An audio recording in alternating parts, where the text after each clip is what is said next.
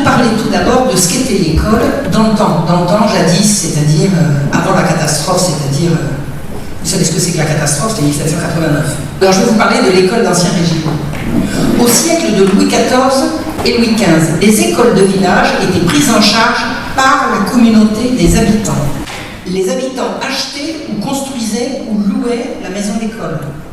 Les parents apportaient une contribution pour leurs enfants et la communauté suppléait pour ceux qui ne pouvaient pas assurer la totalité.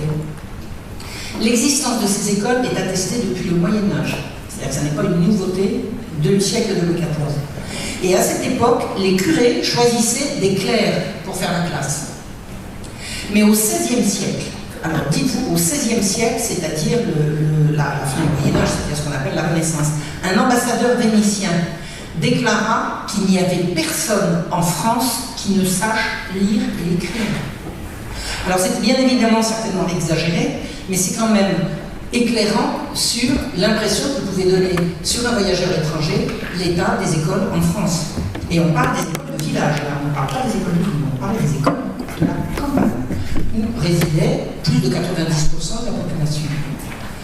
On disait que écoles et collèges étaient répandus par toutes les villes et villages du royaume. Le clergé surveillait que les précepteurs ne demandent pas de prix exagérés et que leur enseignement soit bon. L'Église voulait aussi surveiller, je cite, la qualité des comédies, tragédies, dialogues ou colloques ou oraisons qu'on y représentait. Imaginez-vous la richesse de ce qu'on offrait aux écoles. Les guerres civiles, alors les guerres civiles, c'est les guerres de religion et ensuite la fronde, avaient dégradé le réseau d'écoles primaires qui ne se relevèrent qu'au XVIIe siècle. Louis XIV, qui voulait éradiquer le protestantisme, encouragea vivement le renouveau des petites écoles. Le 13 décembre 1698, Louis XIV décrète « Enjoignons à tous, pères, mères, tuteurs et autres personnes qui sont chargées de l'éducation des enfants, et nommément de ceux dont les pères et mères ont fait profession de la religion prétendue réformée, c'est-à-dire les protestants, de les envoyer aux dites écoles et aux catéchismes jusqu'à l'âge de 14 ans. » Ce qui est une façon, pour lutter contre le protestantisme, de déclarer l'école obligatoire. Louis XIV prescrivit aux communautés, alors ce que j'appelle les communautés, c'est les villages. Vous savez que nos aïeux vivaient en communauté, personne ne vivait isolément. Dans les villes, on appartenait à un métier, et à la campagne, on appartenait à une communauté. Louis XIV prescrivit aux communautés de s'imposer pour pourvoir à la subsistance des maîtres et maîtresses et fixa leur salaire à 150 livres par an pour les hommes et 100 livres par an pour les femmes. Cette dépense devint donc obligatoire à partir de ce moment-là. En 1724, alors nous avons quitté le siècle de Louis XIV, nous sommes entrés dans celui de Louis XV. 1724, c'est un an après la fin de la Régence. Une nouvelle déclaration réitère les prescriptions de Louis XIV. Il est alors décidé de relever les noms des enfants qui ne vont pas à l'école et de faire poursuivre les parents pour les y obliger. Pas pour leur enlever les enfants, pour les obliger à les envoyer à l'école, sachant que si c'est une façon, si c'est une question financière, la communauté pourvoira. Les curés sont enjoints par leur hiérarchie de prêcher l'école en chair. L'école est indispensable à la jeunesse. Et il les exhorte à ouvrir et à faire fonctionner des écoles ouvertes à tous, riches et pauvres. En 1744, l'évêque de Dijon trouve qu'il manque encore des écoles dans certaines paroisses, c'est-à-dire qu'il y en a partout, mais non pas partout, presque partout, et c'est ce presque qui fait l'objet de sa sollicitude et de son intervention. Il veut que tous les villages aient leur école. Il écrit « S'il se trouve dans notre diocèse quelques paroisses qui soient sans recteur d'école », un recteur d'école c'est un instituteur, nous ordonnons aux curés et vicaires des dites paroisses de veiller à ce qu'il en soit établi, à moins qu'elles ne soient trop petites ou trop pauvres pour fournir à la dépense que demanderaient ces établissements. Auquel cas, ils en confieraient les fonctions de concert avec la communauté assemblée à celui d'entre les habitants qui paraîtra le plus propre à s'en bien acquitter. C'est la communauté elle-même qui se charge du recrutement. La communauté, c'est-à-dire le village rassemblé, les habitants du village. L'Église approuve et surveille. L'intendant, qui est le représentant du roi, l'intendant c'est le roi dans la province. L'intendant autorise et sanctionne. Mais c'est la communauté d'habitants qui choisit le recteur et qui traite avec lui. Personne ne prend en charge l'école en dehors des parents. Des parents ou des non-parents d'ailleurs, hein, parce que tout le monde est concerné. Il est impensable qu'on impose aux parents un maître dont ils ne veulent pas. Ce sont les parents, enfin le village, je vais arrêter de dire les parents parce que quand je dis le village, j'inclus également ceux qui ne sont pas parents, puisque l'éducation est l'affaire de tous. Donc ce sont les habitants qui fixent les honoraires du recteur d'école. Ce sont eux qui décideront en dernière instance, ce sont leurs gosses, c'est leur devoir, mais c'est aussi leur droit. Les habitants nomment donc leur maître d'école en assemblée générale de village jusqu'à la Révolution. Et c'est là que ça va s'effondrer. Je vous expliquerai comment. On peut faire appel à candidature par voie d'affiche ou de journal dans la ville la plus proche. Tel village recherche un recteur d'école. Alors on va placarder dans la ville la plus proche. En ville, les candidats sont examinés par un curé ou les notables qui testent leurs connaissances devant un jury réuni dans l'église. Vous voulez être maître d'école? Allez, on vous écoute et on les bombarde de questions. Et on les fait chanter, il paraît aussi. Bah oui, c'est bien d'apprendre à chanter aux enfants.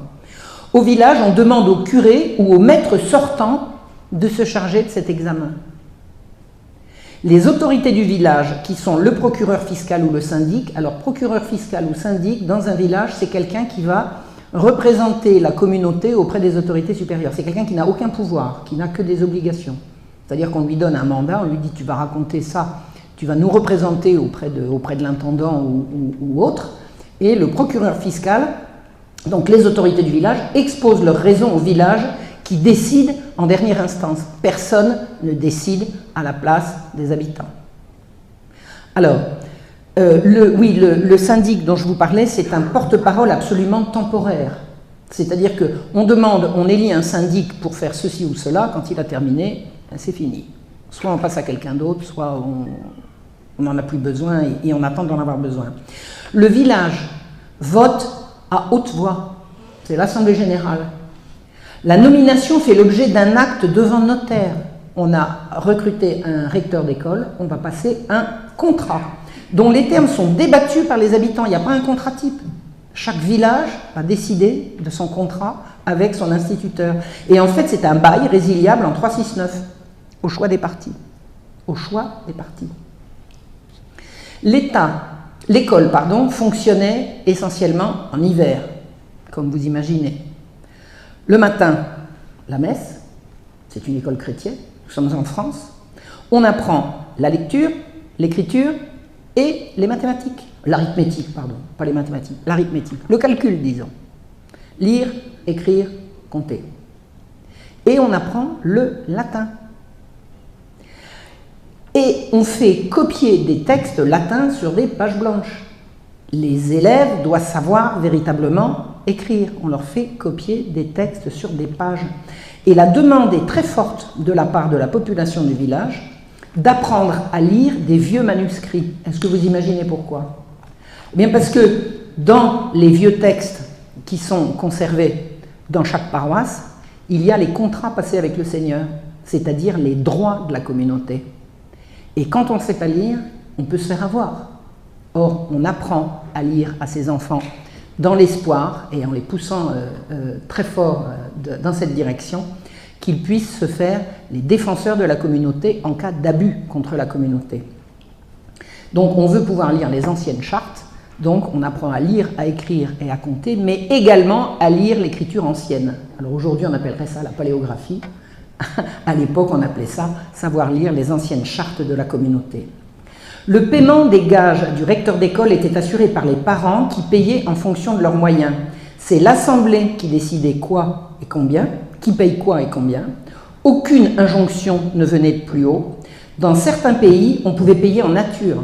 Trop pauvre, eh ben on va vous payer en œufs, en noix, en pain, voilà, ce qu'on peut apporter au recteur d'école.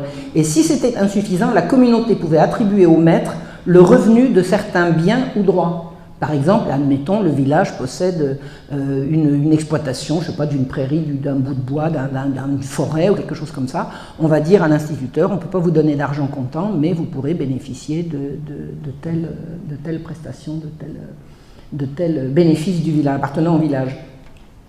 De toute façon, le maître était payé la somme que le roi avait décidée. Vous vous souvenez, le roi a fixé un salaire minimum. Le roi a voulu qu'on ne puisse pas mal payer les recteurs d'école. Il a fixé un salaire minimum. Hors période scolaire, le maître se rendait utile à d'autres occupations à sa portée. Une fois que la saison revenait, le maître n'était plus payé, mais il pouvait faire autre chose. Tous les instituteurs d'un doyenné, alors vous savez ce que c'est qu'un doyenné, je ne serai pas obligé de l'expliquer dans une réunion de non-catholiques, tous les instituteurs d'un doyenné étaient rassemblés 1 ou 2 fois par an pour mise à niveau et instruction de leurs devoirs. Il était impensable qu'un instituteur, qu'un recteur d'école fasse sa petite affaire de son côté sans qu'il y ait mise à niveau et contrôle. Ils étaient interrogés par les évêques ou les jarciliacres qui faisaient des tournées et interrogeaient aussi les enfants. C'est l'équivalent de l'inspection d'académie. S'il y avait des plaintes contre les recteurs d'école, on pouvait les révoquer. Et s'ils refusaient de déguerpir, les habitants s'adressaient à ce moment-là à l'autorité pour obtenir gain de cause. Donc l'autorité était l'aide en dernière instance. Les maisons d'école étaient soit données par les seigneurs, soit données par les curés ou quelques personnes généreuses. Certaines étaient fournies par les fabriques. Alors la fabrique, c'était l'assemblée gérant les biens d'une église. La majorité était l'affaire de la communauté et de ses seules ressources. Donc si vous n'avez pas une école qui a été donnée par le seigneur ou par quelques riches, c'est la communauté qui se chargera de l'acheter, de la louer ou de la bâtir. L'intendant n'intervenait que pour les devis, les adjudications et l'approbation des travaux, par exemple. Uniquement service rendu à titre pour faire valider, si vous voulez. Les habitants s'imposaient de très lourds sacrifices pour édifier avec très peu de moyens. L'école a été prise très au sérieux par nos aïeux des campagnes. L'ordonnance royale avait prévu des écoles pour les filles et l'Église interdisait la mixité. Mais quand on n'avait pas les moyens de 2 écoles, eh bien les filles, l'éducation des filles était délaissée.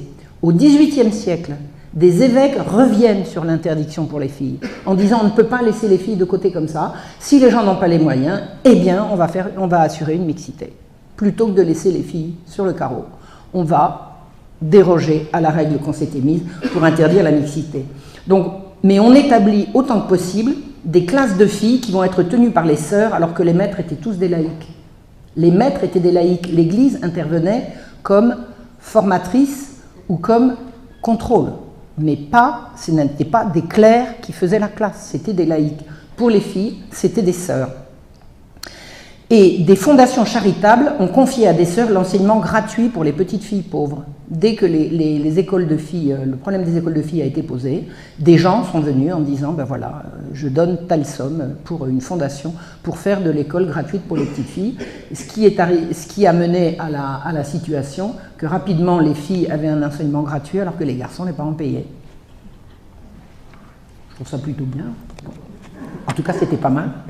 Les problèmes d'éducation étaient discutés sous l'arbre à la sortie de la messe. Parce qu'il y avait toujours un arbre devant une église. Et c'est là que la communauté des habitants se réunissait à la sortie de la messe le dimanche matin. Donc l'éducation était l'affaire des parents, l'affaire de la religion et l'affaire de la communauté. Dans le département de l'Aube, en 1789, mais 1789, il y a déjà, la décadence a déjà commencé, 72% des hommes savaient lire. Et seulement 22% des femmes. Ce qui est quand même pas mal, ça fait 1 sur 5. C'est plus d'1 sur 5. À l'époque des Lumières, vous savez ce que c'est les Lumières, ça commence avec l'encyclopédie à la fin des années 1740.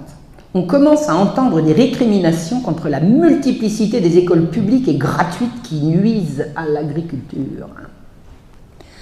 Lumière, lumière, on va retrouver tout l'esprit de Voltaire dans cette critique.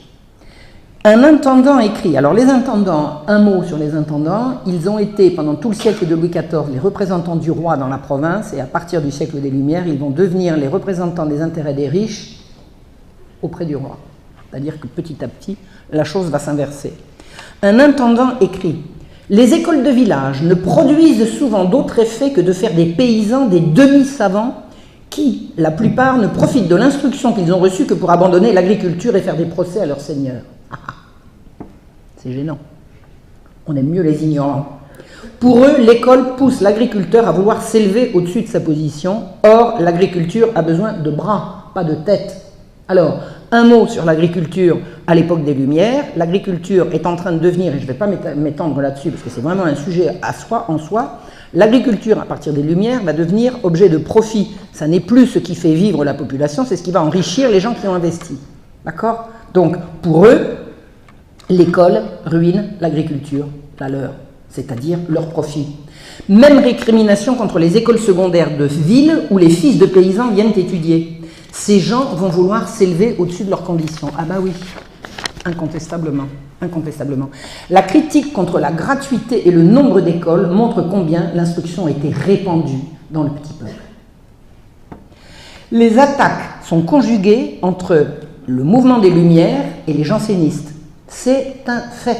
On les retrouve la main dans la main dans tout ce qui a sapé l'autorité de l'Église et l'autorité du roi, de A à Z. C'est-à-dire les jansénistes depuis qu'ils existent et les francs-maçons, les Lumières, enfin les francs-maçons, puisqu'on peut dire pratiquement que c'est la même chose, depuis qu'ils existent également.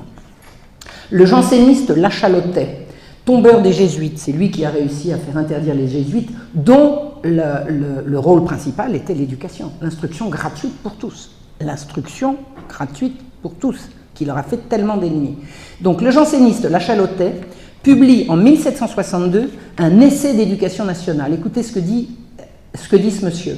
N'y a-t-il pas trop d'écrivains, trop d'académies, trop de collèges? Autrefois, il était difficile d'être savant faute de livres. Maintenant, la multitude des livres empêche de l'être. Il n'y a jamais eu autant d'étudiants dans le royaume où tout le monde se plaint de la dépopulation. Ah bah oui, plus les gens savent lire, moins ils font d'enfants. Ah bon? Ah bon? Ah bon? Le peuple même veut étudier. Des laboureurs, des artisans envoient leurs enfants dans les collèges des petites villes où il en coûte peu pour vivre.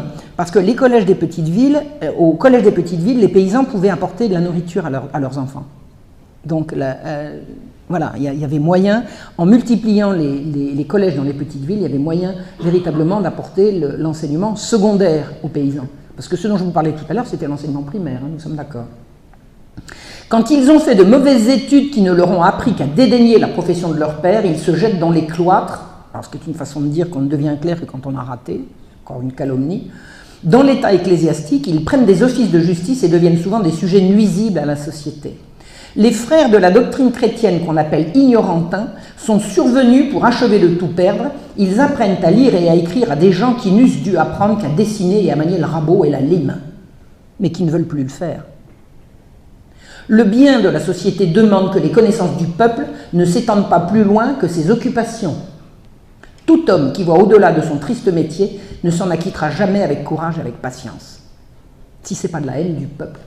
En tout cas, c'est de la haine de l'éducation pour le peuple, clairement.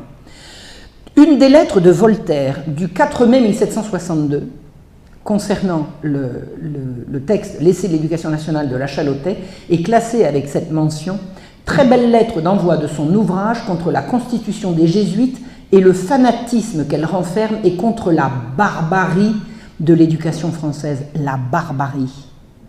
Apprendre à lire, à écrire et à compter aux enfants du peuple, c'est de la barbarie. Voltaire applaudit à tout rompre. « Je vous remercie, écrit-il à Lachalotais, de proscrire l'étude chez les laboureurs. Moi qui cultive la terre. » Alors Voltaire cultivant la terre, imaginons. Moi qui cultive... C'est l'époque où, quand vous êtes propriétaire d'un terrain, vous vous dites laboureur. Vous prétendez parler au nom de l'agriculture. C'est ça la catastrophe. C'est que tous ces bourgeois qui ont investi dans la terre prétendent parler pour l'agriculture, clairement. Alors, je vous remercie de proscrire l'étude chez les laboureurs. Moi qui cultive la terre, je vous présente requête pour avoir des manœuvres et non des clercs tonsurés.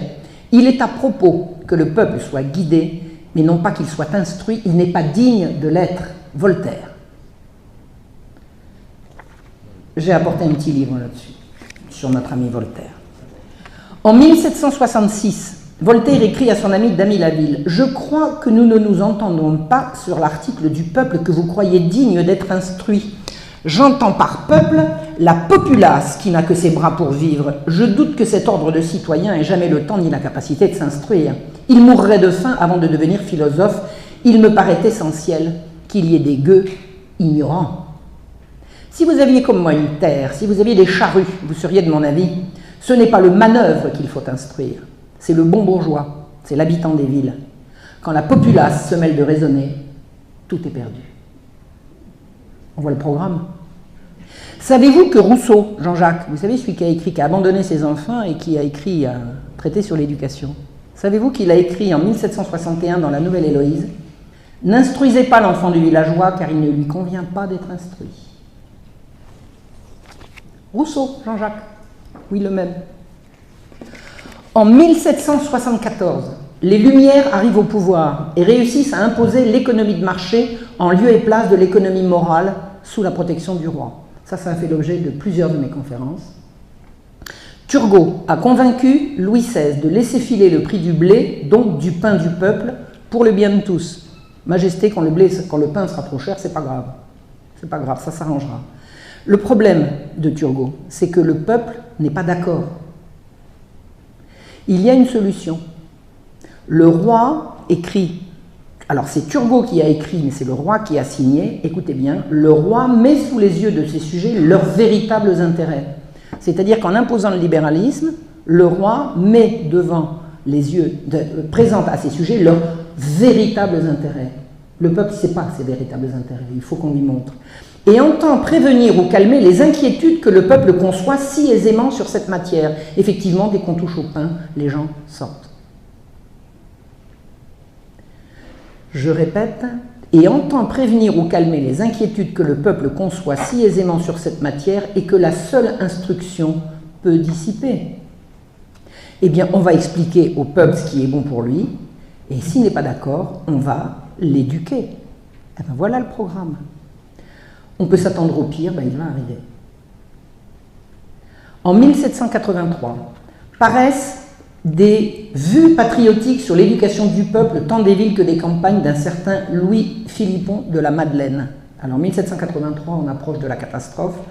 Au chapitre « Danger des écoles répandues dans les bourgs et villages », il dit « On se plaint que les campagnes manquent de bras et que le nombre des artisans diminue, que la classe des vagabonds augmente. N'en cherchons la cause que dans cette multitude d'écoles dont fourmillent nos bourgs et nos villages. Il n'y a pas de hameau qui n'ait son grammairien. Et qui fait-il d'autre que de semer parmi les manœuvres, les artisans et les laboureurs le dégoût de leur profession? Je le dis hardiment, il n'y aura jamais de bonne éducation pour le peuple si on ne commence à faire disparaître du milieu des bourgs et des campagnes ces recteurs d'écoles qui dépeuplent également nos champs et nos ateliers. On appelle ça les Lumières. Les Lumières. La Révolution. Rappel.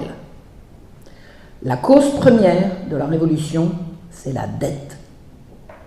La dette du trésor public va croissant depuis le milieu du siècle. Il n'existe aucun moyen de faire payer les riches et tout l'impôt retombe sur la paysannerie et le monde des métiers. La gravité de la situation a fait renoncer à des principes qu'on croyait intangibles, à savoir, le roi donne à partir de la Révolution, enfin, non, pas à partir de la Révolution, juste avant, mais c'est réitéré au moment de la Révolution, le roi donne le contrôle général des finances à un protestant. Nous ne sommes plus en pays catholique. Alors c'est Louis XVI avait commencé juste après Turgot et il réitère au début de la Révolution en rappelant de nouveau Necker. Donc, merci qui? Merci Voltaire. Grâce à l'affreuse affaire Calas, enfin, l'affaire Calas est une manipulation. Voltaire a réussi à faire croire à l'opinion que Calas avait été un innocent et que sa condamnation à mort pour le meurtre de son fils était une manipulation anti-protestante de catholiques fanatiques. J'ai mis le nez dans le dossier, je vous garantis que Calas avait véritablement tué son fils et que Voltaire n'a réussi là que la seule tragédie qu'il ait pu réussir, parce que c'était un tragédien raté. Donc l'affaire Calas a servi à quoi? À culpabiliser les catholiques et à préparer l'arrivée au pouvoir des protestants qui avaient une revanche à prendre sur la révocation de l'édit de Nantes, de la fin du règne de Louis XIV, enfin de la deuxième moitié du règne de Louis XIV. Donc le roi fait venir un ministre protestant et il accepte de renoncer à fixer le prix des subsistances.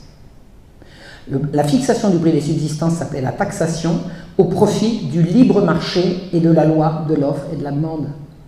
La France va sortir du monde du bien commun pour le monde du profit. Nous y sommes.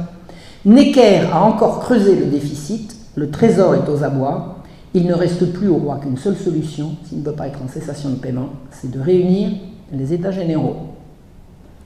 Toute la révolution tient en une question, qui va payer la dette? L'Église était l'institution la plus riche d'Ancien Régime. Elle possédait 4 milliards de fonds et 200 millions de revenus, qui représente le trésor accumulé depuis 14 siècles. C'est très simple. On vous donne à l'Église, l'Église n'aliène pas. C'est-à-dire que tout ce qui est donné à l'Église augmente son patrimoine. Donc le patrimoine de l'Église est gigantesque. Ce trésor est rigoureusement inaliénable. Aucun curé de paroisse ne peut dire « Tiens, le bout de mon champ, là, je vais le vendre ». C'est non. Les révolutionnaires lorgnent vers ce capital intouché. La dette est énorme, mais le patrimoine de l'Église l'est encore plus.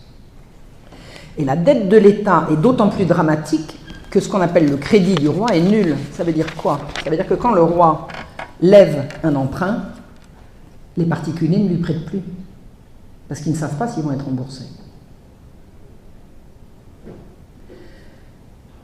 Le crédit de l'Église, lui, est absolument intact. L'archevêque d'Aix, en Provence, Aix, offre de solder à l'instant 360 millions de dettes exigibles par un emprunt hypothécaire de 400 millions sur les biens ecclésiastiques. Ce serait idéal, car le crédit du clergé est aussi solide que celui de l'État ne l'est plus. En acceptant, l'Assemblée réglerait instantanément ce qui a justifié la réunion des États généraux. Eh bien, l'Assemblée refuse. Pour se conformer au contrat social de notre cher ami Rousseau, vous savez, le même, elle veut supprimer un corps qui se place en intermédiaire entre l'État dépositaire de tout et les individus. L'Assemblée refuse qu'on solde la dette à l'instant. Et elle va, pour solder la dette, qu'elle ne soldera d'ailleurs pas, mettre la main sur tous les biens de l'Église au titre que ces biens appartiennent à la nation. Mais qui c'est la nation? Qui est la nation? L'État n'est pas l'héritier, ne peut pas être l'héritier de tous les biens ecclésiastiques, de leurs immeubles, leur mobilier, leurs rentes. Tous ont par nature un emploi obligé. L'Église se sert de son patrimoine pour la charité, le culte, l'instruction, la religion. Ça n'est pas de l'argent qui dort. L'argent de l'Église est un trésor qui travaille pour le bien commun. Quand la commission ecclésiastique supprimait un ordre devenu par exemple obsolète ou inutile, ce n'était pas pour adjuger ces biens au trésor public, c'était pour les appliquer à autre chose, comme des séminaires, des écoles, des hospices, à tous autres emplois utiles. Donc l'argent de l'Église avait toujours une utilité sociale, collective. L'Assemblée reste sourde. Vous avez voulu détruire les ordres parce que leur destruction était nécessaire au salut de l'État. Si le clergé conserve ses biens, l'ordre du clergé n'est pas détruit. Ah ben voilà qui est clair, on est là pour détruire le clergé. C'est clair. Mirabeau, franc-maçon proche du duc d'Orléans, dit « S'ils sont propriétaires, ils peuvent être indépendants. S'ils sont indépendants, ils attacheront cette indépendance à l'exercice de leurs fonctions. La religion appartenant à tous, il faut que ces ministres soient à la solde de la nation. » Ah ben on va inventer le curé fonctionnaire, payé par la nation. Ils ne seront que des officiers de morale et d'instruction, des salariés, comme les professeurs et comme les juges. Ramenons-les à cette condition qui est la seule conforme aux droits de l'homme. Ah ben voilà une jolie définition des droits de l'homme. Et prononçons que le clergé, ainsi que tous les corps et établissements de main morte, alors la main morte c'est les biens non aliénables, sont dès à présent et seront perpétuellement incapables d'avoir la propriété d'aucun bien, fonds ou immeuble. Et c'est comme ça qu'on a mis la main sur les biens de l'Église. L'État, juge et partie, attribue tous ses biens à l'État au titre que les fondateurs ont donné à l'Église, c'est-à-dire à la nation. Et la nation, désormais, c'est eux. Ce principe entraîne la destruction de tous les corps ecclésiastiques et laïques avec la confiscation de tous leurs biens. Considérant qu'un État vraiment libre ne doit souffrir dans son sein aucune corporation, pas même celles qui, vouées à l'enseignement public, ont bien mérité de la patrie, pas même celles qui, vouées uniquement au service des hôpitaux et au soulagement des malades, supprime toute congrégation, confrérie, association d'hommes ou de femmes laïques ou ecclésiastiques, toutes les fondations de piété, de charité, d'éducation, de conversion, séminaires, collèges, missions, Sorbonne, Navarre, on abolit tout. C'en est fini de l'instruction gratuite. Le dernier coup de boutoir arrive le 13 février 1790. On interdit toutes ces congrégations, après les avoir asséchées et ruinées. Or, l'essentiel de la fonction du clergé n'était pas le culte, mais tout ce qui relève aujourd'hui de l'enseignement, la recherche, les universités, la culture, l'édition, les archives, les bibliothèques, les collectivités locales, les affaires sanitaires, sociales et familiales, la médecine, la santé, la jeunesse, les sports, les fêtes, les beaux-arts, tout! Tous ces services étaient rendus sans charge aucune pour le budget de l'État. 100 000 personnes, hommes et femmes, exécutaient volontairement et gratuitement toutes ces besognes sociales. Quantité de monastères étaient des séminaires d'éducation, des bureaux de charité, des hospices de passage. Et les villages voisins demandent leur conservation à l'Assemblée nationale, qui restera sourde, bien évidemment. Un membre du comité ecclésiastique avoue à la tribune que les religieuses demandent à rester dans leur cloître. Vous savez que la grande idée consiste à dire que les religieuses sont des filles qu'on a obligées. Et les religieuses disent « Nous préférerions le sacrifice de nos vies à celui de notre État. Ce langage n'est pas celui de quelques-unes de nos sœurs, mais de toutes absolument. L'Assemblée nationale a assuré les droits de la liberté. Voudrait-elle en interdire l'usage aux seules âmes généreuses qui, brûlant du désir d'être utiles, ne renoncent au monde que pour rendre plus de service à la société ?» Ben, la réponse est oui. On les supprime. On ne veut pas les entendre. Autre intervention d'une sœur, le peu de commerce que nous avons avec le monde fait que notre bonheur est inconnu, mais il n'en est pas moins vrai et solide. Nous ne connaissons parmi nous ni distinction ni privilège, nos biens et nos maux sont communs. N'ayant qu'un seul cœur et qu'une seule âme, nous protestons devant la nation et face au ciel, en face du ciel et de la terre, qu'il n'est donné à aucun pouvoir de nous arracher l'amour de nos engagements et que nous les renouvelons, ces engagements, avec encore plus d'ardeur que nous ne les fîmes à notre profession. Peine perdue. Parmi ces communautés, plusieurs centaines avaient des maisons d'éducation. Un très grand nombre donnait gratuitement l'enseignement primaire. Or, en 1789, il n'y avait pas d'autre école pour les filles, puisque je vous ai dit que c'était les sœurs qui faisaient l'école pour les filles, alors on les supprime.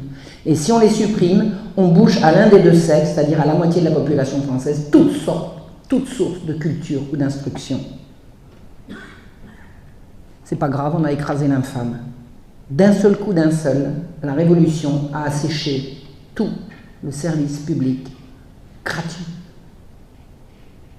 Le 1er mai 1775, petit retour en arrière, Turgot avait déjà condamné les enfants au travail en appauvrissant dramatiquement les pères de famille. Va-t-on encore instruire les enfants? Mais avec quoi?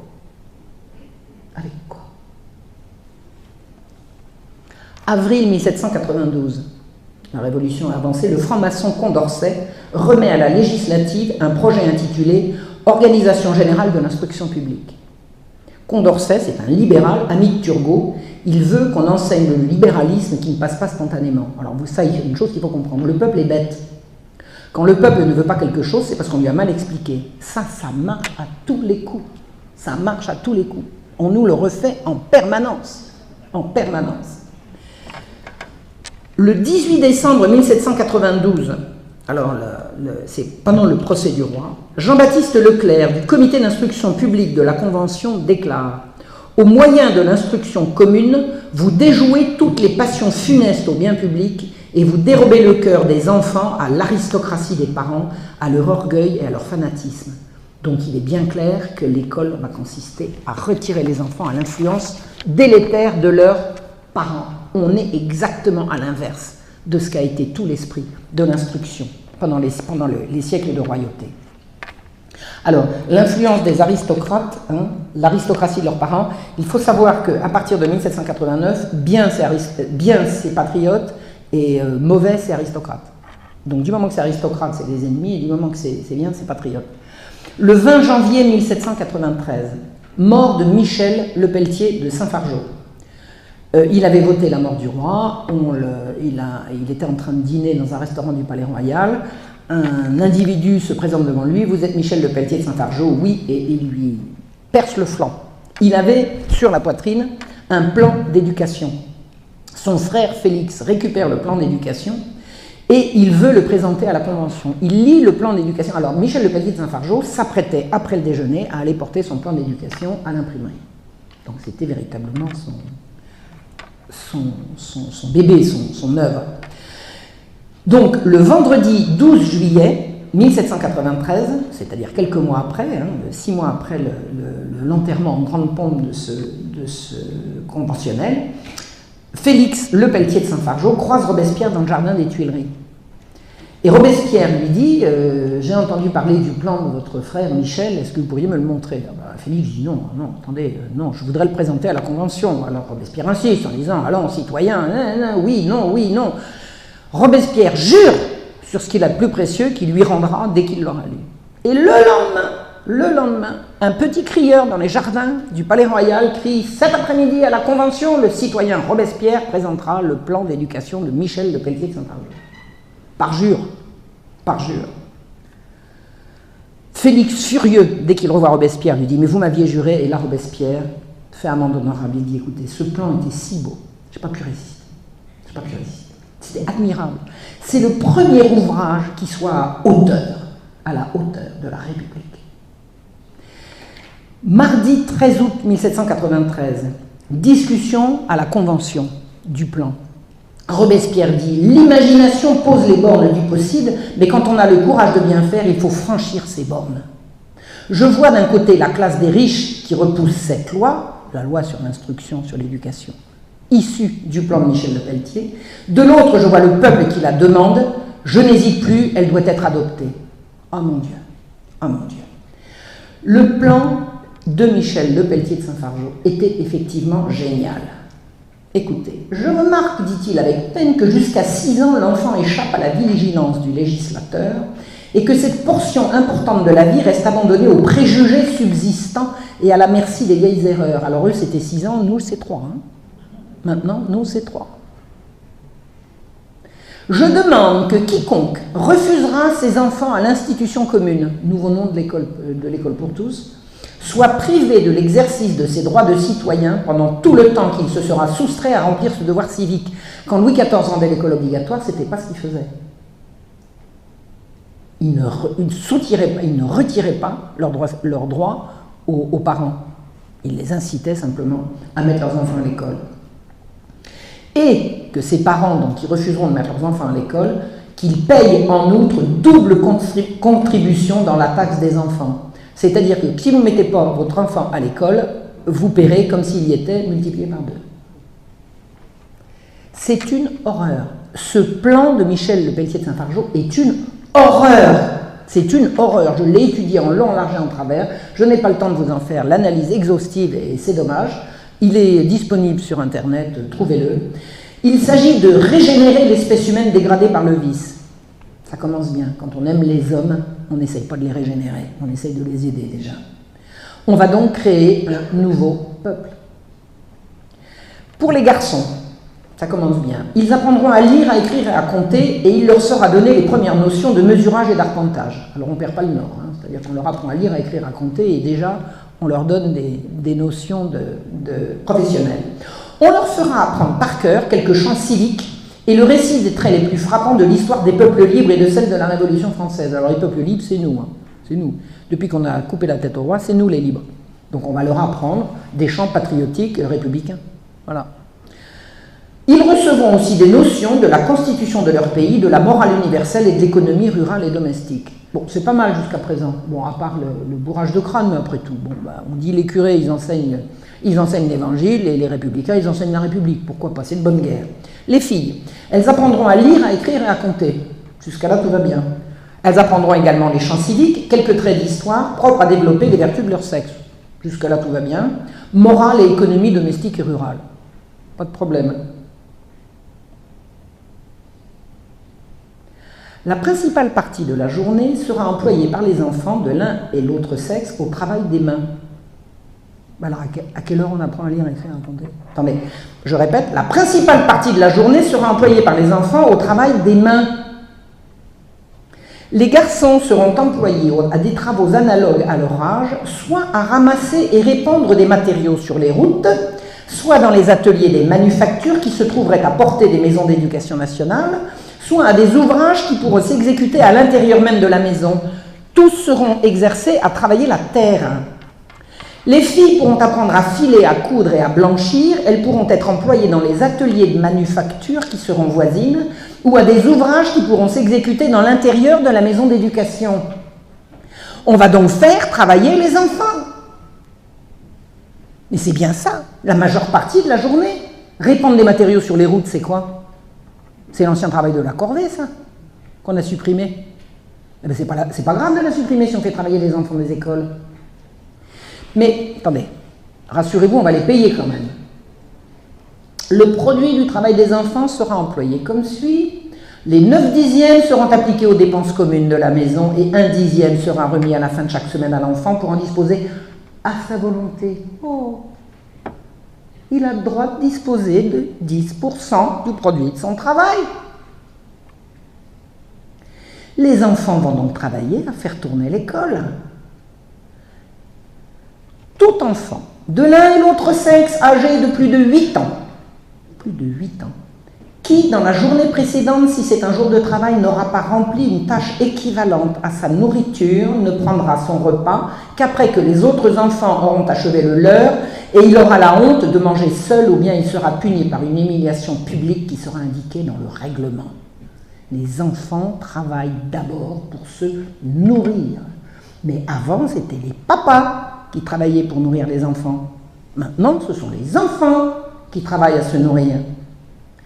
Aucun domestique ne seront employés dans les maisons d'éducation nationale. Les enfants les plus âgés, chacun leur tour et sous les ordres de l'inspection des instituteurs et institutrices, rempliront les diverses fonctions du service journalier de la maison ainsi qu'il sera indiqué par le règlement.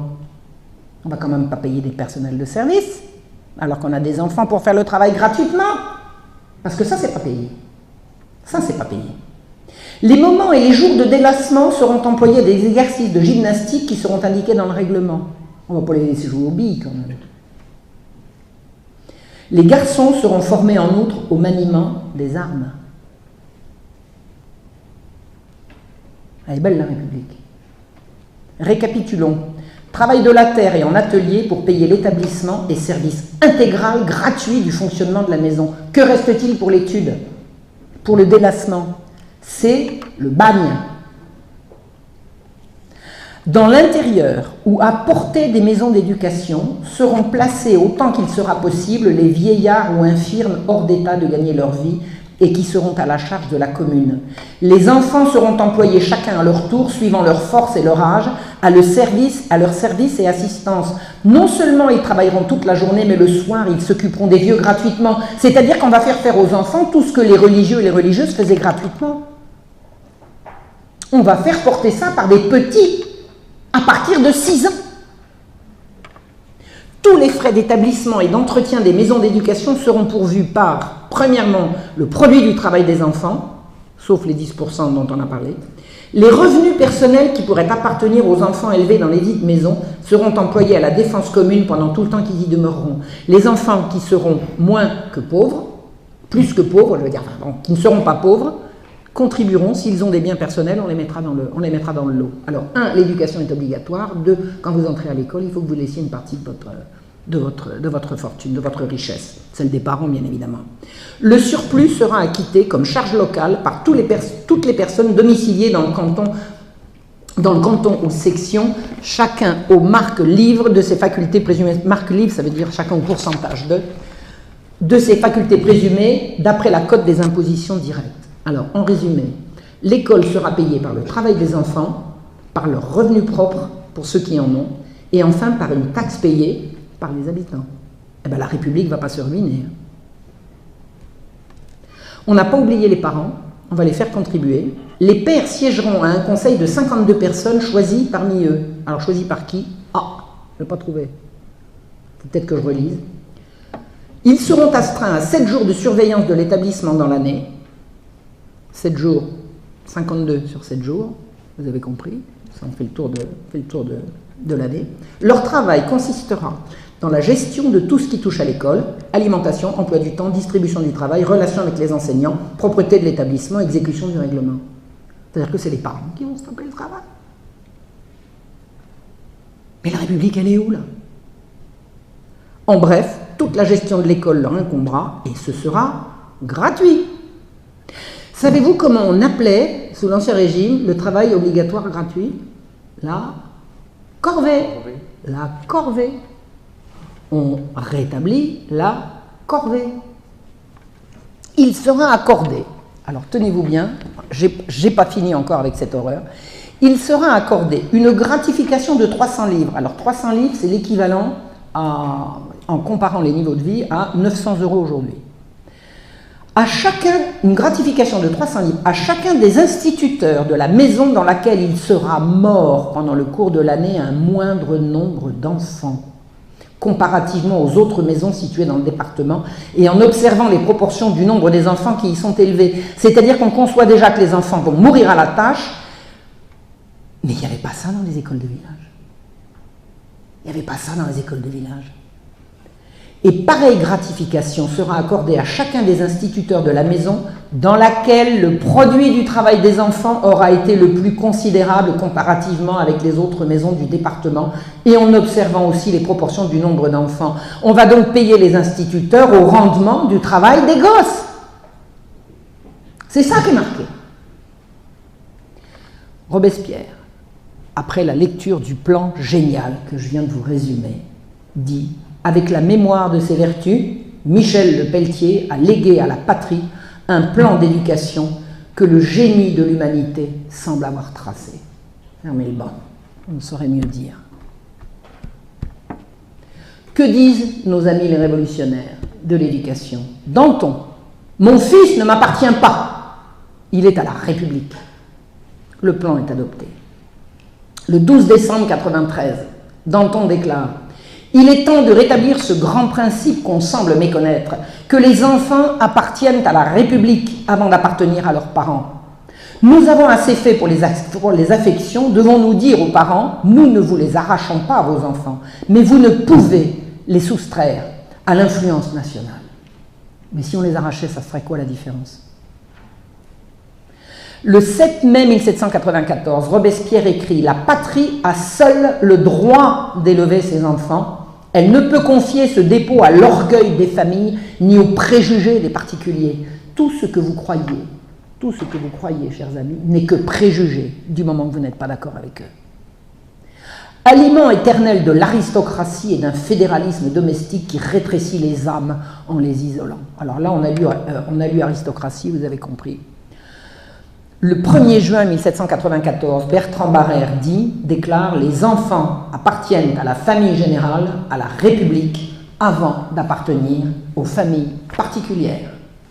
Eh bien, en avril 2013, c'était il n'y a pas longtemps, Laurence Rossignol a dit: les enfants n'appartiennent pas à leurs parents. Laissons là l'histoire. Parlons de l'école à l'heure du mondialisme. En mai 2010, l'UNESCO a publié les principes directeurs sur l'éducation sexuelle destinés à tous les professionnels de l'enseignement du monde. C'est l'UNESCO. C'est donc pas que pour nous, encore que nous sommes certainement les premiers visés.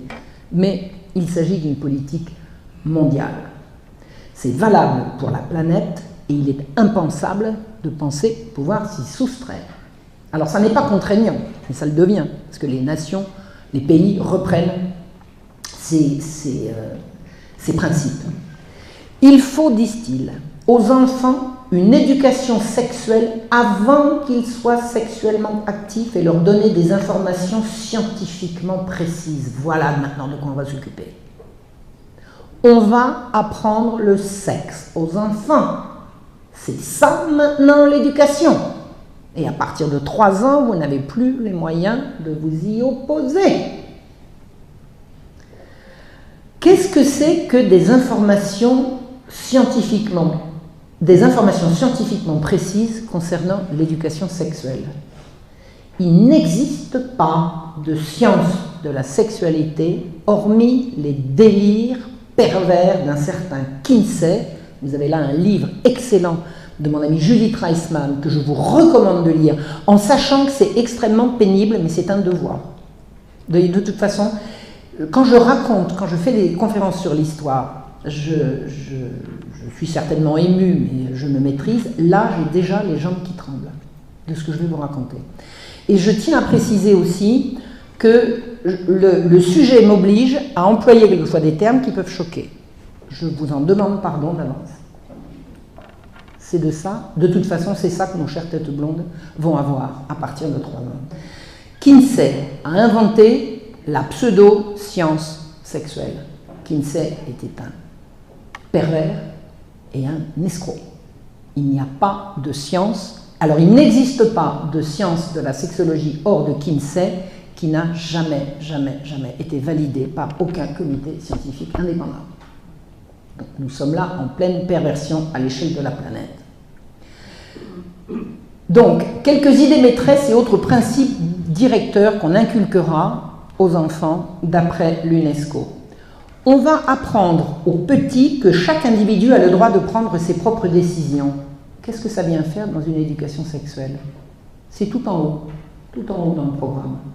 Chaque individu a le droit de prendre ses décisions. En quel honneur, d'abord, et l'autorité des parents là-dedans. À quoi cela rime-t-il de commencer l'éducation sexuelle en disant aux enfants « tu as le droit de décider pour toi-même » ? Les parents et autres membres de la famille guident et orientent leurs enfants dans leurs décisions. Le rôle des parents est maintenant d'orienter et de guider, pas de décider. On évacue l'autorité parentale. Et on parle d'éducation sexuelle, on ne parle pas d'autre chose. Des adultes de confiance peuvent être source d'aide et de soutien. C'est quoi des adultes de confiance? Qui ça?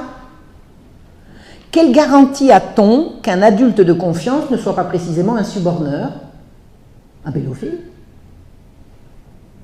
Comment le saura-t-on? On va inculquer aux enfants qu'en dehors de papa et maman, il peut y avoir d'autres personnes. Et qui va choisir? C'est l'enfant? Ah bah oui, puisqu'il n'a plus de papa, il n'a plus de maman. Il a le droit de prendre ses propres décisions. Entre 5 et 8 ans, nous dit le programme, on aborde avec l'enfant ce qu'est un abus sexuel. Entre 5 et 8 ans. On lui explique qu'il existe des pratiques positives et des pratiques néfastes à 5 ans. Un abus sexuel, qu'est-ce que c'est qu'un abus sexuel? C'est un attouchement incorrect ou une relation sexuelle non désirée. Il y aurait donc des relations sexuelles désirées et correctes à 5 ans. On introduit ici l'idée que si l'enfant est d'accord, il n'y aura pas d'abus. 5 ans. Toute personne, sans considération de son état de santé, de sa religion, de son origine, de sa race, de sa situation matrimoniale, peut élever un enfant et lui donner l'amour auquel il a droit. Quoi? Mais il a le droit d'éduquer son enfant ou celui d'un autre? C'est pas dit là. C'est pas dit là. On est en train d'inculquer aux enfants que l'adoption est un droit, donc que chaque personne, sans discrimination, possède un droit sur les enfants des autres. Les vôtres, mesdames et messieurs, les vôtres. Il existe des personnes qui ne sont pas capables de s'occuper d'un enfant. Alors tout le monde a le droit, mais il y en a qui ne sont pas capables. C'est la suite. On peut donc les leur retirer et les donner à d'autres. Mais puisque les enfants appartiennent à la République,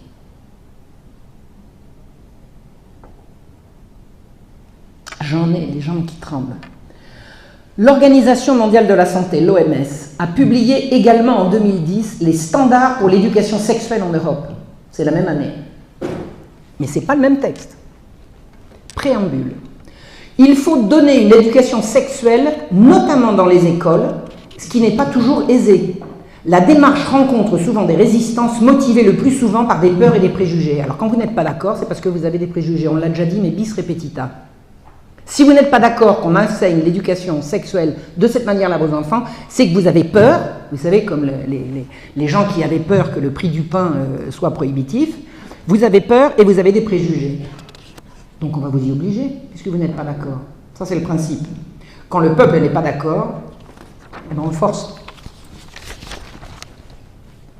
Pour être suffisamment valorisée, l'éducation sexuelle devrait devenir une branche d'examen. Une branche d'examen. On a déjà des examens en biologie. On va faire passer des examens en quoi? En masturbation? En changement de sexe? En pose de préservatif? Mais ça a déjà lieu. On fait poser des préservatifs à des enfants dans les écoles sur des objets en plastique. Et moi, j'ai eu le témoignage d'une fille qui m'a raconté quand elle avait 13 ans, elle a fait ça, et qu'elle était morte de honte parce que les garçons hurlaient dans la classe. Ben évidemment, les enseignements est mixte. Tout va bien. On va leur enseigner la sodomie sans peine? Mais ne riez pas, c'est déjà en cours. C'est en cours. La psychologie, disent-ils, et plus spécialement la psychologie du développement, montre que les enfants naissent sexués. Alors si c'est pour dire qu'il y a garçons et filles, ça on le savait déjà. Mais c'est pas ça que ça veut dire. Ça veut dire que les enfants naissent sexuels. Et qui a dit les enfants naissent sexuels? Alfred Kinsey. Il est l'alpha et l'oméga de toutes ces horreurs. Kinsey a dit « Children are sexual from birth ». Les enfants sont sexuels dès la naissance. Et il l'atteste par un tableau qui a été publié dans ses ouvrages et que Judith Reisman a démonté. Il a violé et fait violer des centaines d'enfants par des pédophiles et qu'à chaque hurlement, il écrivait « orgasme ». Et c'est ça qui sert de référence pour dire les enfants sont sexuels dès la naissance. Les signes précurseurs de la future perception sexuelle, par exemple la capacité d'apprécier les contacts physiques, sont présents dès la naissance. Mais en quoi est-ce que la capacité d'apprécier les contacts physiques, c'est sexuel? Est-ce que vouloir sauter au cou de maman, c'est sexuel? Et c'est véritablement apprécier les contacts physiques. Et quand je caresse mon chien, c'est également un plaisir physique. Qu'est-ce que ça a de sexuel? Oh non, écoutez. D'autre part, le plaisir, ça ne peut pas être réduit. La sexualité ne peut pas être réduite au plaisir qu'on y éprouve. Est-ce qu'on mange pour avoir du plaisir? On mange pour rester en vie. Et on a des relations sexuelles pour perpétuer la vie. Qu'on y trouve du plaisir, mais c'est parce que le bon Dieu a fait les choses bien, sinon ça ne marcherait pas. On veut réduire la sexualité au plaisir qu'on y trouve et évacuer le reste. Fort de ces grands principes, on conclut que l'éducation sexuelle commence dès la naissance. Alors, en quel honneur? En quelle langue? Et avec quoi? La naissance? L'éducation sexuelle dès la naissance? C'est quoi? C'est quoi?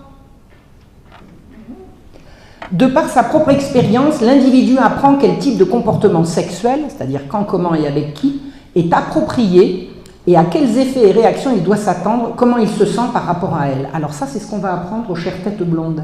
Mais de quoi parle-t-on ici, si ce n'est de présenter comme norme le vagabondage sexuel comme une activité de loisir? A-t-on pensé quelque part à dire qu'on pouvait avoir des relations sexuelles par amour? Nulle part. Alors je ne vous parle même pas de fonder une famille, je vous parle simplement de par amour. Nulle part, ça nous dit. Nulle part. On parle de goût, de choix et de plaisir. Jamais, jamais d'amour. Le mot n'y est pas. L'éducation sexuelle est fondée sur l'égalité des sexes. Alors c'est une maladie, l'égalité. C'est une maladie. L'éducation sexuelle est fondée sur l'égalité des sexes, l'autodétermination et l'acceptation de la diversité. Alors, l'égalité des sexes, est-ce que c'est le droit pour les hommes de pouvoir avorter ou pour les femmes d'avoir des problèmes de prostate? Je pose la question. Et la diversité, c'est quoi? C'est la diversité des migrants et des autochtones, des homos et des hétéros? Eh bien oui, c'est ça la diversité. C'est le monde de fous dans lequel on est en train de nous faire tomber. L'éducation sexuelle est basée sur des informations précises et scientifiquement étayées, bis repetita, les mêmes que l'autre. Mais scientifiquement étayées, il n'y a rien à part Kinsey. Tout ce qui suit Kinsey se réfère à Kinsey. Les objectifs de l'éducation sexuelle sont favoriser le respect de la diversité sexuelle. Ça veut dire que toutes les perversions vont être considérées comme se valant les unes les autres. 1. Ne pas discriminer. 2. Égalité pour tous. Et les différences entre sexes ainsi que la prise de conscience de l'identité sexuelle et des rôles socialement associés au genre. Vous savez ce que c'est la théorie du genre? C'est que vous n'êtes pas madame une dame et monsieur un monsieur. Vous êtes simplement que c'est quelqu'un qui a choisi d'être une dame et monsieur a choisi d'être un monsieur. Ce qui est la négation du simple bon sens. Allez, revenons au simple bon sens. Nous sommes nés homme ou femme, avec les chromosomes Y afférents, et rien n'a jamais changé en la matière. Donc la diversité sexuelle, c'est l'introduction de l'homosexualité dans les cours de sexualité à l'école. Or, qu'on le veuille ou non, l'homosexualité ne représente et n'a jamais représenté au-delà de 5% de la population quand ça les atteint. C'est moins de 5%. Donc on va présenter ça comme la norme. Les différences entre les sexes n'ont pas besoin d'être enseignées à l'école. L'école, elle est là pour enseigner le savoir. Et les rôles socialement associés au genre, ce sont les rôles c'est la théorie du genre. Aucune caution scientifique sérieuse n'a jamais étayé la théorie du genre. C'est juste un délire. Savez-vous que Jacques Attali a dit « Nous allons lentement vers une humanité unisexe où les hommes et les femmes seront égaux sur tous les plans, y compris celui de la procréation, qui ne sera plus le privilège ou le fardeau des femmes. » Oui, absolument. Une humanité unisexe, sinon qu'une moitié aura des ovocytes et l'autre des spermatozoïdes, qu'ils mettront en commun pour faire naître des enfants, seuls ou à plusieurs, sans relation physique et sans même que nul ne les porte. Il y aura une couveuse à la maison. Et ça, c'est pas une prophétie, c'est un programme. C'est un programme. Favoriser le développement psychosexuel des individus en apprenant à exprimer des sentiments et des besoins, à mener une vie sexuelle agréable et à développer sa propre identité sexuelle et ses propres rôles de genre. Voilà le programme de l'OMS. L'école est-elle là pour apprendre aux jeunes à mener une vie sexuelle agréable? Pour vous, non. Pour moi, non. Pour eux, oui. Et c'est quoi développer ses propres rôles de genre?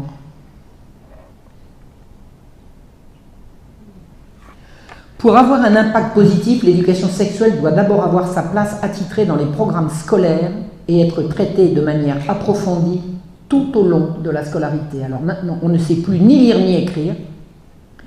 On ne sait pas que la France existait avant 1789. En histoire, les gens sont absolument nuls. Les jeunes sont absolument nuls, c'est confondant. Ni que la Seconde Guerre mondiale a fait autre chose que 6 millions de morts. Là, tout ça, c'est absolument passé à l'as. Mais on va devenir incollable sur le sexe. Entre 4 et 6 ans, qu'allons-nous apprendre aux enfants? On les renseigne sur la reproduction humaine, la consolidation de leur identité sexuelle à 4 ans. On va consolider leur identité sexuelle. On va leur apprendre la masturbation, le plaisir et la satisfaction à se toucher. Alors Marlène Schiappa, quand j'ai lancé un appel l'été dernier, est intervenue en disant « Mais non, il n'a pas mis tes questions d'enseigner la masturbation à l'école. » Elle n'a pas lu les programmes. Moi, je les ai lus. Et j'ai écrit un petit livre qui s'appelle « Les droits sexuels ». Il y a toutes les références dedans. On va, entre 4 et 6 ans, on va leur apprendre les différentes conceptions de la famille.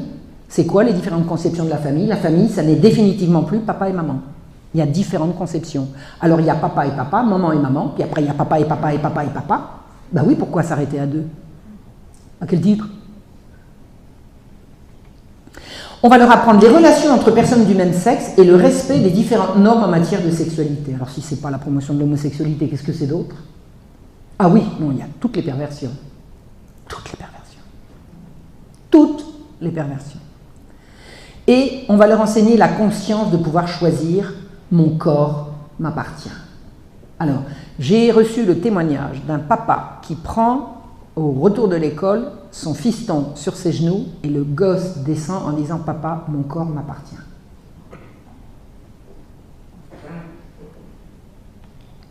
Le corollaire de « mon corps m'appartient », ça veut dire « j'ai le droit de dire non ». Mais le corollaire de « j'ai le droit de dire non », c'est « j'ai le droit de dire oui ».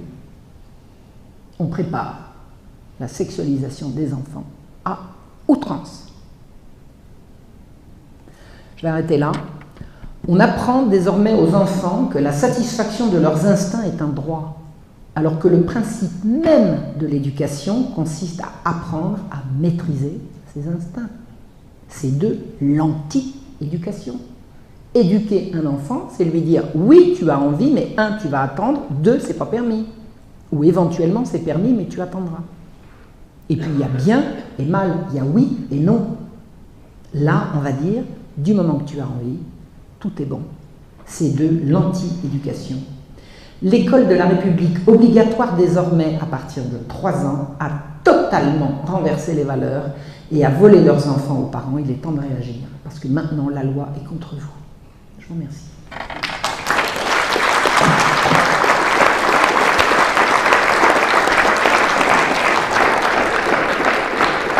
Autre terrifiant bilan après le premier tout à l'heure et qui nous laisse nous aussi sans voix à présent. Je me demande si on n'a pas ici une illustration nouvelle du fameux mot de Chesterton qui, parlant de la Renaissance, disait « la rechute ». Quelle rechute vous nous avez dépeinte là, hein? Et on pense aussi à Simone Weil, la vraie, qui parlait de l'enracinement et du déracinement. C'est un déracinement absolu, universel. Et comme vous venez de le dire, il faut lancer absolument une contre-révolution. Une chose est certaine, ça fait quand même déjà maintenant 2 ans que j'ai sorti le livre « Les droits sexuels ». Je pourrais d'ailleurs le recommencer, hein, tellement il y a de choses qui évoluent dans le mauvais sens à toute vitesse. Le problème qui se pose à des lanceurs d'alerte comme moi ou comme Ariane Biliran ou comme Judith Reisman, c'est que c'est tellement insensé que les gens ne le croient pas. Et quand vous avez Marlène Schiappa qui arrive à la télévision, elle dit « Ah mais c'est même pas vrai !» Ah bon, bah alors, puisqu'elle a dit que c'était pas vrai, tout va bien. C'est tellement ahurissant que les gens ne le croient pas. Alors, si on se pose la question que faire, alors moi je sais quoi faire, je continue, c'est-à-dire on dénonce, mais il faut aller voir ce qui se passe dans les écoles. Je pense que le code civil, je ne suis pas totalement persuadée, je crois que le code civil est encore avec les parents. Il faut le faire valoir, vous avez encore l'autorité sur vos enfants. L'attentat à la pudeur, ces cours sont d'authentiques attentats à la pudeur. L'attentat à la pudeur est encore valable en France. Mais alors attention, vous avez affaire au diable. En face de vous, c'est le diable. Il ne faut pas y aller tout seul avec ses petits bras en disant voilà, on est 3 mamans, on a décidé de porter plainte contre le directeur d'école. Il faut se mettre ensemble. Il faut vraiment lancer des actions collectives. Alors je sais que François Billot de Lochner a commencé. Alors ça fait un moment que je ne me suis pas entretenue avec lui, mais je sais qu'il a commencé. Il faut lancer maintenant des actions collectives en plainte pour attentat à la pudeur et détournement de mineurs. Détournement de mineurs. Mais il faut remettre le bon sens au cœur de la morale. Et le bon sens, écoute, simplement, on explique maintenant qu'on peut changer de sexe. Mais qui a déjà changé de sexe? Personne n'a jamais changé de sexe. C'est dans les chromosomes. On change d'apparence. On dit, bah machin, il a changé de sexe. Personne. On dit, un homme a accouché. Pas du tout. C'est une femme qui accouche. Même si elle s'est fait pousser des moustaches à coups d'hormones. Et on va enseigner ça aux enfants. Moi, j'en ai parlé dans mon village. Les gens me disent « Ah oui, bon, mais non, mais ça va pas, mais t'exagères. » Depuis que j'ai commencé à parler, on me dit que j'exagère. En fait, j'exagère jamais. C'est toujours en dessous. Je pense d'ailleurs que c'est une forme moderne de martyr que de subir les assauts, les rejets, les condamnations du monde. Ah bah là, je suis là. C'est une... J'arrive pas justement à comprendre justement la logique de nos adversaires parce qu'ils promeuvent justement une sexualité débridée, mais en même temps, ils se plaignent justement qu'on se retrouve justement avec des porcs partout, quoi. Avec des... le mouvement MeToo, justement. Il n'y a plus de morale collective. On n'a plus le droit de discriminer maintenant. On appartient tous à un groupe. Alors soit vous êtes homosexuel, soit vous êtes hétéro. Moi, j'apprends que je suis hétéro. Moi, j'ai toujours cru que j'étais simplement une femme normale. Bon, maintenant, j'apprends que je suis hétéro. Donc, je vais avoir des droits en tant qu'hétéro. Il y en a qui ont des droits en tant qu'homo. On fait tous partie d'une minorité opprimée. Donc, le mouvement contre le viol, c'est le mouvement contre les femmes qui ont le droit de ne pas être violées. Mais attendez, c'est le code civil, ça. Il n'y a pas besoin de faire des lois spéciales. Donc, en fait, si j'ai envie de me faire violer au milieu de la rue, bon, ben, pourquoi pas, c'est mon droit. On a aboli la morale collective au profit de droits individuels. C'est le droit des femmes, le droit à l'avortement, le droit de ceci, le droit de cela. Et le droit c'est l'abolition du droit tout court. Le droit, c'est la règle, c'est la norme, c'est la loi, et la loi, c'est ce que la sagesse des nations a élaboré au fil des générations. Ça a été remplacé par le droit de. Et au titre de droit de, effectivement, on peut poursuivre maintenant un homme qui va siffler une fille dans la rue, on va pouvoir l'arrêter. Jusqu'à ce que les hommes fassent valoir le droit de siffler les filles dans la rue. Mais ça, c'est pas demain la veille. C'est pas demain la veille. Donc en fait, ça n'est pas de dire qu'il y a une décence possible en matière de sexualité, c'est que chacun exprime sa sexualité comme il veut. Et la femme, elle a le droit de ne pas être sifflée dans la rue, ce qui est complètement aberrant. Je veux dire, ne pas siffler une femme dans la rue, ça s'appelle la politesse. Ça s'appelle la politesse. Et il y a récemment une femme sur un plateau qui disait, mais enfin, pourquoi faites-vous un crime de ce qu'est la muflerie? La muflerie, c'est la muflerie. Et ça se dénonce en tant que tel. C'est pas la peine de le criminaliser. Vous voyez ce que je veux dire? Donc effectivement, maintenant, on donne à toutes les minorités le droit de... Vous savez, il existe des clubs pour des pratiques sexuelles absolument abominables, mais ignobles. Vous ne pourrez plus, au titre de la loi contre la discrimination, refuser à un adepte de ce genre de pratique qui se rend dans ce lieu public, même si c'est privé, ça reste quand même un lieu où vous pouvez voir sur Internet à quoi ça correspond. Si vous voulez devenir instituteur et qu'on vous le refuse parce que vous fréquentez ce lieu, vous avez le droit, au titre de la loi contre la discrimination, de demander qu'on vous embauche quand même. C'est l'explosion des droits individuels. La question est très simple. Vous avez cité, je crois, un texte de l'UNESCO et un texte de l'OMS. Est-ce que l'Éducation nationale a un programme officiel? Absolument, et si oui, quel est-il par rapport à ce que vous venez de dire? C'est l'application, c'est la même chose. Donc, en somme, le programme de l'Éducation nationale, c'est l'application de ce texte, voilà. Et c'est officiel. Oui. C'est un programme international. On a tous les textes. Quand l'éducation nationale dit nous allons lancer maintenant l'éducation à la sexualité. Attendez, c'est plus l'éducation sexuelle, parce que l'éducation sexuelle, ça voudrait dire l'éducation à la reproduction. À la sexualité, c'est-à-dire l'éducation aux pratiques sexuelles. Quand ils disent nous allons le rendre obligatoire, je sais de source sûre que leur référence, c'est ça. C'est tout. C'est dit et redit. Mais ils ne le disent pas à tout le monde. Les derniers textes qui sont parus sur le sujet ne sont parus qu'en anglais. C'est quand même le comble. C'est quand même le comble. Pour pas que les parents sachent. Et ça, c'est paru là, il y a 2-3 mois, à l'automne. Vis-à-vis de l'éducation, on ne peut pas quand même ne pas citer le livre de Pascal Bernardin, Machiavel Pédagogue. Qui ne traite pas spécialement l'éducation sexuelle, mais qui démontre, alors là, à l'appui que c'est une imposition onusienne. Oui, absolument. De longue date. J'ai fait plusieurs conférences pour parler de l'historique de ça. Vous savez, j'ai une chaîne qui s'appelle Marion Sigaud officielle sur YouTube, et j'y mets de plus en plus toutes les conférences que j'ai faites à droite et à gauche. Elles n'y sont pas toutes et loin s'en faut, mais petit à petit. Et j'ai notamment expliqué tous les programmes onusiens. Vous pouvez retrouver ça sur ma chaîne YouTube. Ou alors sur mon site, le site de Marion Sigaud, ou alors sur ma chaîne Réhistoire. Enfin, je suis assez visible maintenant sur Internet. Voilà. Donc vous pouvez retrouver tout ça avec toutes les références. Toutes les références. Sur ma chaîne, vous avez toutes les références à ces textes.